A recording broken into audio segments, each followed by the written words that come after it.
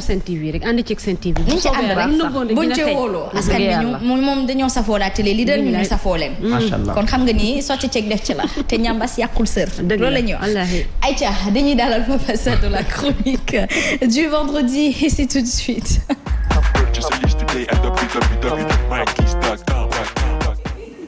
Aïcha, Papa Assane, il a pris un engagement mais colossal. waaw da ngay ànd di gën di fësal artiste Kolda yi ndaxte musique ku la xam ràññe la rek te aar bi tu t'engages voilà Sénégal ñoo far moom ngay dund kon nag tu t'engages on est dans la chronique du vendredi justement nga dalal ci itam ki nga xamante ni moom moo di suñu gan gi Abdourahmane Baldé xam naa Rahman bi dàkkantal turam bi moo tax mu bëri yërmande macha allah ci waa goxam kon nag ñu déroulé président Macky Sall may ma visite président Macky Sall fële Kër Massar parce que ok xam nga nu chronique vendredi bi tudd tey. waaw. Le président Macky Sall n'est pas aidé. Point d'exclamation. Pourquoi dis-tu cela? Pourquoi tu penses qu'il n'est pas aidé? Le président Macky Sall n'est pas aidé. xool leen image bi. ndeysaan. ci. waaw mais xool leen image yu président de la République fii ñëwam Kër Massar ak fi mu taxaw nag laa gën a soxla MD. dañ ko teg ci benn bâche lu tax ma ne président Macky Sall kenn jàppalewu ko damay wax ak ñi nga xamante ni ñoo wër président Macky Sall.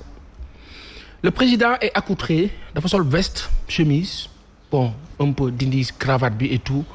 Pour montrer que voilà dafay dem sur le terrain mais président Macky Sall du mag. waaw président Macky Sall xale la. président Macky Sall warul fonctionner comme benn Moussa Traoré ba la ñàkk bakkanam fële ca Mali bërki dem nekkoon ancien président Mali nga xamante ni mooy ñooñu nga xam ne génération avant 60 la ñoom beneen gis-gis la ñu am. président Macky Sall dafa ñëw Kër Massar nii daal di fay diggee wax na ci fond bi wàllu départementalisation et cetera loolu leneen la. mais li ma gën a intéressé mooy que dans la forme ñi nga xamante ni ñooy wër président li ñu fa def démb Kër Massar président bi warutoon dem fi nga xamante ni mooy Kër Massar bu fekkee ni lii la. ça veut dire quoi ça veut juste dire que boo fekkee ni da ngeen di liggéey ak benn nit mu am taxawaay ak attente bu nit ñi am ci moom mais ku ni mel dafa am lu nga xamante ni bu ko amee muy position mais baax na ngeen xëccoog moom. xëy na amaana def ñu ngi koy def xëy na président bi moo am beneen façon de faire beneen gis-gis mais ci lii Kër Massar xool leen image yi ngeen gis ne que ñii fi mu nekk nii ils sont exclus du Sénégal ñu waxee ko noonu waaw léegi est-ce que askan bii war na pendant des jours di xëy di dund ci lii ki nga xamante ni ñoom bokk nañ ci ñi ko votel ba teg ko place bi ñëw ñu di ko bâchal la première erreur bâche bi la. mais xanaa ña fa nekk du ñu ay nit duñ leen baasal ñoom it duñ leen defal li ñu leen war a defal benn ci sujet bi président bi ñi nga xam dañ ko sàggane mu juum bi mooy ñëw war a wax urgence bu taxaw teew ngay wax projet boo xamante ni kenn xamul kañ la jëm mooy benn c'est administratif d'accord départementalisation même bu fekkee waa Kër Massar doon nañ ko souhaiter en moi parce que Kër Massar pour man c'est une grande ville c'est devenu autre chose mais lii gën a am solo mooy wax si mooy bu ma ñëwee tey waa Kër Massar dama fi ñëw tey pour yéen ñëpp tey jii du ngeen fi fanaan bàyyi nga leen fi 10 jours boo ñëwee tey da nga leen di gàddu génne leen le président de la République dem ba muy dem Kër Massar naam yéex na benn waroon na fa dem ci premier jour ya defu ko toog nañu loolu aussi dafa dem ci le président Macky Sall nan la mel nature am ni ñu ko gisee depuis 2012 à maintenant même au temps de Wade on voit une personne qui a une nature qui prend son temps qui des jàngat il est peut-être posé réfléchi avant d'agir. Oui, il y a une lenteur qu'on lit de visu et qui transparaît dans tout ce qu'on fait dans ce pays après daf ñu sonal mbir mi mel ni lu diis. Sénégal mel ni luy daagu alors que Sénégal dafa war a daw. urgence quand on parle de fast track boo fekkee da ngay wax fast track et cetera ñu ngi koy dégg mais ci jëf bi xasma nan ngay comprendre nga ñëw ba fii benn nga dëddu nit ñi maanaam taxaw na le ngeen am nag seeni ay nit yu ngeen mobiliser déjà c'est pas bien beneen bi mooy protocole bi yëpp mbaboor bi yëpp mais jaru ko woon le président bi dem ak une délégation bu simple sécurisée organisée pendant des jours et des jours service de renseignement yeeg ñoom ñëpp xam nañ la fa xew donc président bi dafa war a ñëw waa léegi président dafa war a ñëw Kër Massar ci ndox mi Bougane dem na fa dugg ci ndox mi ñeneen ñi dem nañ fa dugg ci ndox mi. mais président bi su ñëwee dafa war a dugg ci ndox mi. waaw man j'aurais aimé voir un président buy xuus ci ndox mi ak askan wi. benn très honnêtement wala mu toog sax ci gaal googu noonu. bàllen ma benn ñaar ñett li nga xamante ne mooy sapeur pompier dafa nekk ay fan. donc président bi lu ko war a mën a jàllale foofu ñoom xam nañ ko du problème waaye lu tax président bi ñëw ba fii benn ñu bâchal ko bâche bi erreur la beneen bi mu taxaw ak ñi nga xam ñoo ko wër finalement mais visite bi mu toogoon këram li ma benn kilifa bu mag doon wax dem ne ma lii mu toogoon këram ñu defal ko séance vidéo rek jarul woon dem te dëgg la waaw léegi beneen catastrophe bi xool leen kële moo la tubaabam ba photographe am ba. mooy ñooñu mooy ñoom rek ñoom kii la fàtt naa tur bi sax. Mandix merci. kii Philippe Sadio nee na dans une urgence kenn du dàggu. oui parce que simplement lu tax ma ne ñi ko wër dimbaliwuñ ko xëccoo leen ak président bi même bu leen di gële seeni poste parce que Sénégal mooy urgence c'est pas facile mais loolu mooy dëgg président fii boo fa naree dem nii déjà mais président na dindi veste bi bu soloon simis bi rek toj fi simis bi sol ay botam dugg si ndox bi. mais loolu ba pare dem ci biir kër yi jege nit yi. touché c'est-à-dire asma yow bu sa kër amee ndox man maay président gis nga bu ma tegee sama tànk sa biir kër ci biir ndox mi taxaw ak yow ci biir néeg bi. ñu filmé mais da ngay neexal Sénégal. waaw. mais c'est ça que le président Macky Sall. en fait dafa war a susciter xoolal xale boobu. paan ci paan lañ ko yeb. paan bébé la ñu yeb ko ci paan nii lii man président dinaa ko gis. bébé bi su duggee ci ndox mi man damay dugg ci ndox mi. te kenn baasalu ko kenn parasolu ko parasolu ko. bébé bu defee lii buñ ko dugalee nii. foofu sëñ bi amu fa woon yoon li nga xam ne parce que moom la wax. xam nañu ni lii am na fa moom am na renseignement yëpp parce que xëy na moom la toogoon di xaar. est-ce que bu dafa waroon ñëw rek proximité population bëgg nañ ngay leen di jege. même bu fekkee ne amoo loo leen jox wala loo saafara seen ay jafe-jafe nga jege leen waxtaan ak ñoom loolu dafa bokk ci suñ société. mënoo ko fee dindi mais man je préférerais même bu fekkee ne day ñëw mu indi wax fa loo xamante ne si urgence la. ndox daf fi nekk lan moo ko fay jëlee wala ñi fa nekk nan leen fay génnewee mais nekkul loo xam ne peut-être dafa war a xaaraat jëmaat ci kanam ñu toogaat ay jours parce que ñi fa nekk sonn nañ. Justement Jacques Yacoub Negri encore une fois nee na depuis ce jour à Kër Massar que j'ai maintenant la certitude que il existe deux présidents Macky Sall 1 Macky Sall 2 existe comme disait Abdoul Mbaye. Pour rappel en 2012 le président est descendu sur le terrain en tenue de militaire dès les premières heures avec un engagement très visible. Je suis déçu de sa réaction politico-politicienne. Simplement parce que même le fait de dire bon Kër Massar dinañ ko def département léegi président moom mu ngi ci benn affaire nag moo ma tiital. démb. xam nga lu ma tiital. président vraiment lu ma tiital. lan moo la tiital. dama am impression ni président dafa am ay ambition yu bees comme lu ñuy update comme kuy renouveler. Départementalisation ça li ma ciy sous-entendre mooy projet politico-politicien boobu Jacob di wax. mooy dafa am ku am mel ni ku am ambition yeneen. yu bees daf ne ni jamonoy ambition wees na président mu ngi ci ñaareelu mandat am donc débat amatul foofu bu ñu ko bëggee imposer nag loolu aussi leneen la wax ba jotagul. wante tey li doon dëgg mooy président bi démb. laata muy egg bus ya baree. bis ya mag yooyu. waaw taxaw fa ñu xool nit ñi. gàddu leen génn leen ba pare sécuriser kër yëpp ndax dégg nañ ñu ne ci weewu bay. sàcc yaa ngay aw ci suuf ca kër ñi nga xamante ni newatuñu fa. ñoom ñoo ko wax di dem di jël seen ay bagages ca ndox ñi fa dëkk ñoo ko wax. waaw ñi fa dëkk ñoo ko wax. problème bu mag a ngi noonu donc sécuriser kër jàmbur yi. régler problème mu ndox mi mais da nga leen di génne d'abord imaginer leen ñu naan la ay maire ay paa yu mënut a dem ñu nga ca kër ya toog waaye léegi ñooñu ils sont en prison donc président bi na ñi ko wër ngir yàlla ñi wër président de la République du Sénégal. di yéen da ngeen am responsabilité bu toll nii gis nga président bi ni ngeen ko jegee nekk ak moom di waxtaan ak moom mu leen di sant ngeen di def ah monsieur le président ñu ngeen àndandoo te système bi nag loolu la ah monsieur le président kenn du wax kenn kuy wax ak moom sëgg. il faut que ñi nga xamante ni yéen ñi nga xamante ni. am na ci ñenn mën nga wax nit ki dëgg. oui am na ci benn wala ñaar wala ñett yoo xamante ni jege nañ ko benn. sunu mag sunu bàjjen sunu yaay sunu tante sunu tout ce qu'on veut une grande sœur Madame Faye Sall ci moom la ñuy tàmbalee waxal sa borom kër nekk. Sénégalais yi fi ñu la soxlaa ak fi nga ne du foofu loolu mooy dëgg bi. Sénégal wax dëgg fa yàlla ñi ànd ak Macky Sall ak président Macky Sall moomuñu ko nit ñi muñ nañu lott nañu sonn nañu tàyyi nañu damm nañu. nasax nañu mënatuñu donc il faut que président bi bu jàkkale Sénégal parce que xam lu tubaab di wax. tutoiement. waaw mooy maanaam ñàkkal fayda nit boo ñëwee tiim ay nit ñi soxla la fee nga taxaw fi nga taxaw ñu baasal la nga teg sa tànk ca gaal ga teggi waat ga.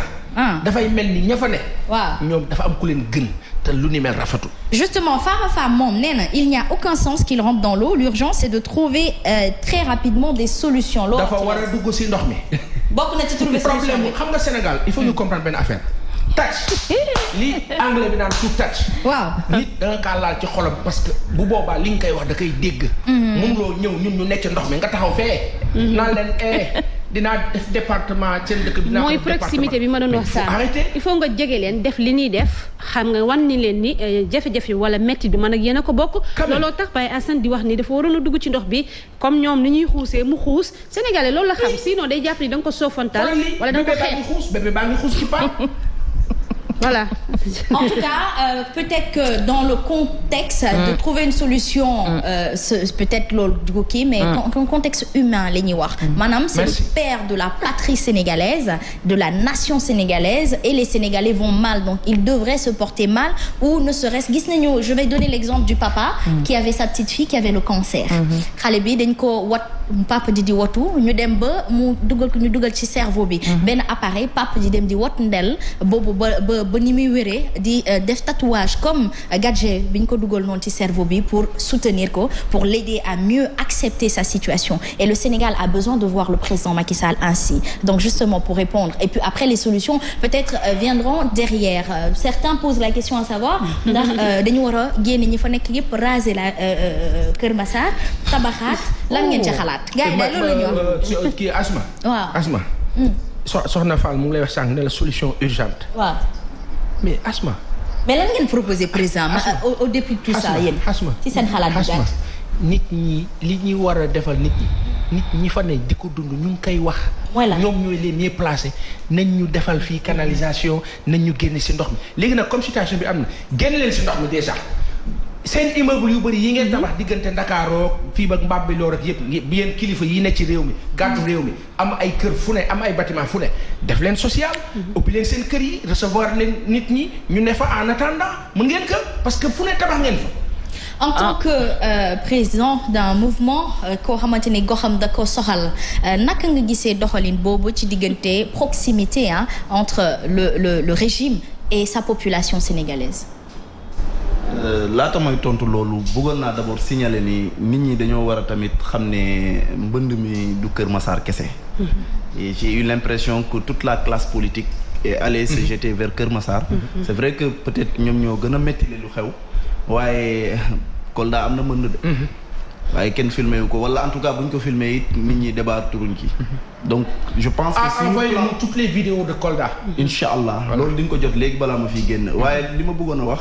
c'est-à-dire c'est nos plans d'urbanisation ou d'urbanisation des villes qui doivent être complètement repensés. Parce que je pense que villes yu bëri c'est issu des plans coloniaux qui sont là, qui sont restés. Donc il n'y a pas eu de mise à jour. Et que nit ñi tamit comme niñ ko signalé ils viennent habiter dans des zones yi nga xamante ni peut-être xam nga ni ndox moo fa doon taa nga ñëw dëkk fa saa yu amee possibilité dina jëlaat place am. Proximité bi nag xam nga boo nekkagul acteur politique à 100% wala bokk ci benn kuréel munoo apprécier exactement cette proximité. man li ma gis mooy ku ci nekk dafa war a bay waaram waruñoo bàyyee lépp nguur gi. on est dans l'ère de la gouvernance participative. Merci. ñun ñëpp ci war a jóg. waaye nag bañ ko yemale ci benn endroit.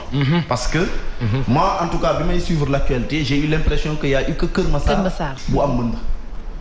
cité kër góor gi bi nga xamante ni samay bureau ñu ngi fa day am mbënd. bu tawee kenn du mën a jaar fenn. qu'est-ce que les acteurs ñi nga xamante ni ñoom lañ dénk ay responsabilités yooyu nar a def. Thiaroye bi ma xam noonu la Rufisque noonu la feneen ak feneen c'est vrai que Kër Massar peut-être ñoo ci gën a mettile. waaye nag. nañu yaatal mbir yi bu ñu yaatalee mën nañ gis yeneen responsabilités yi nga xamante ni En tout cas, pour moi, les villes doivent être repensées. Parfaitement. Système de canalisation, système de drainage de l'eau, l'assainissement. dañ ko war a xoolaat léegi nag régime en place bi xëy na mu ngi def lu mu mën. waaye ñun ñëpp ñu jàpp ci rek xëy na yéen si plateau yi ñenn ñi ci fu ñuy liggéeyee waaye tamit ñu ñuy jox. ouvrage public yi ñu xoolaat leen. justement le président Ballen ma dafa wax démb. président malgré tout nag. wax na fa lu important. waaw. xam lu président bi wax. lu am solo. waaw dëgg président bi ci biir malgré tout nag wax na fa benn dëgg bu yéeme. nee na la président Macky Sall dafa ne. les maires là yi nga xamante ni ñu ngi wër di lotisser. waaw des zones yoo xamante ni c'est des zones inondées. waaw dëgg ñu arrêté. waaw voilà faut relativiser il a des solutions. wuy ma dëgg du romb nopp ak président dëgg rek nga wax foofu. waaw dëgg la fa wax. damay laaj. les maires sont des démembrements de l'État. C'est ce que les politiciens wala politicards ou politiques nous disent ñu nekkee ci suñu débat yi. quand ça les arrange. quand ça les arrange pas ñu ne maire yi ci mbir mi maire yi defuñ dara xam nga ka def parce que président li mu wax dëgg la mais na président comprendre ne que moom dafa am ay services urbanisme protection civile ak ñeneen ñu nga xamante ni képp ku fiy tabax ba la joxul këyit doo tabax. waaw léegi kay yow état bi yaay joxe këyit yi. bu maire bi lotissé it yaa ngi koy gis. nga ñëw ne ko sëñ bi. fii waroo fee lotissé. loolu yomb na waaw léegi loolu yëpp amul ngeen xoolee ba lii am ngeen bëgg ko jiñ maire yi. adada. mais xëy na mu bañ ko am na ku may naan ma bàyyi xëy na mais c'est très bien de relativiser c'est-à-dire que dans une. absolument voilà c'est très bien il faut relativiser. tey jii peut-être urgence bu Pape Assane Seck bu amutoon président xëy na xelam du fa daj ndaxte nag Sénégal yaa na de te bu fekkee dafa war a mën a gérer lépp.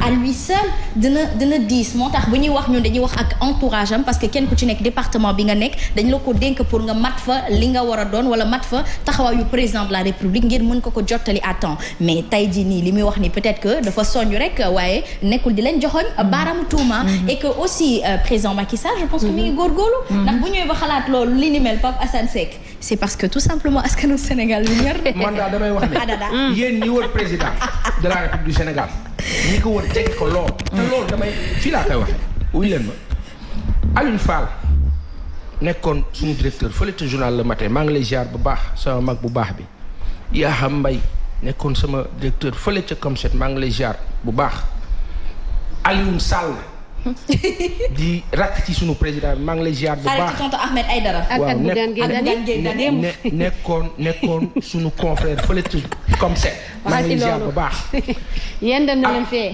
ak sama professeur bële El Hadj Amidou Kassé ak sunu beneen patron directeur d'école ak professeur Abdou Latif Coulibaly ak ñi sa des ñëpp nit yu baax yooyu nga xamante ni yàlla defal leen sutura defal leen teraanga ak barke di ñaan yàlla mu yokk law ci seen askan ak seen jaboot dara bal leen fa xatal ci barke Seydina Muhammad sallallahu alayhi wa sallam àjjuma ji ñu nekk mais ci loolu waaw da leen di wax ni lan ñu doon jàngal ñun di ñu ko wax démb ne leen ci dafa am loo xamante ni bu tegul si yoon mënu leen ko peinture mënu leen ko defar ba mu rafet mënu nekk génie communication ñoom suñu kilifa ñooñu jàngal ne la première pub pour un produit mooy valeur am donc tey ñi nekk président de la République du Sénégal lañ ko wax ne que yoon bi ñu tegu du boobu ñu dem ci yoon bu baax bi mooy que tey population nañ leen fa jële yóbbu leen kër yeeg hôtel yi te yeeg yépp bare nañu ñu teg leen fa daal di nag léegi defi ay ouvrage def travaux publics assainir zone ba keroog ñu fay mën dëkk si waat loolu mooy dëgg. mais ñu bëri waaw. Bassane yaa ngi wax que ñu déloger ñi nga xamante ne ñoo nekk ci ndox mi mais yaa ngi wax nga fi léegi que ne sàcc yaa ngi ñu ngi